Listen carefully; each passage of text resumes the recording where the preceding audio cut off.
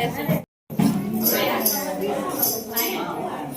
ಶಕ್ತಿ ಓಂ ಶಕ್ತಿ ಓಂ ಶಕ್ತಿ ಓಂ ಶಕ್ತಿ ಓಂ ಶಕ್ತಿ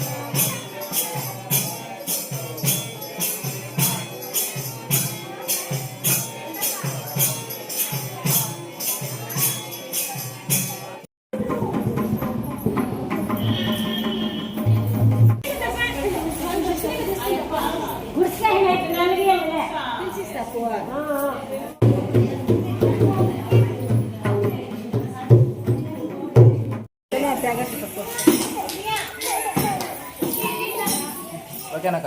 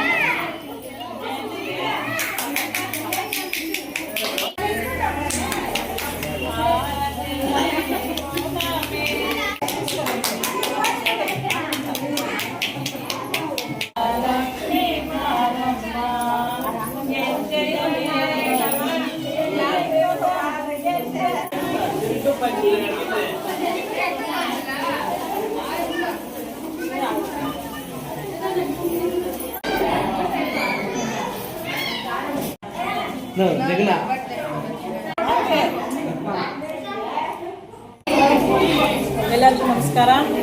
ನನ್ನ ಹೆಸರು ಕೃಷ್ಣಕುಮಾರಿ ಅಂತ.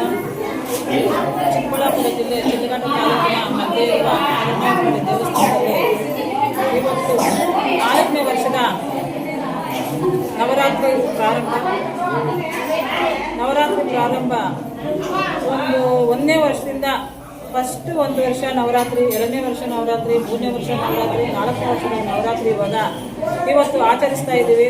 ಮತ್ತು ತಾಯಿಗೆ ಓಂ ಶಕ್ತಮ್ಮನಿಗೆ ಮತ್ತು ಭದ್ರಕಾಳಿಯಮ್ಮನಿಗೆ ಇಬ್ಬರಿಗೂ ಹೊಸಕೆ ಅಂತ ಹಾಕ್ತೀವಿ.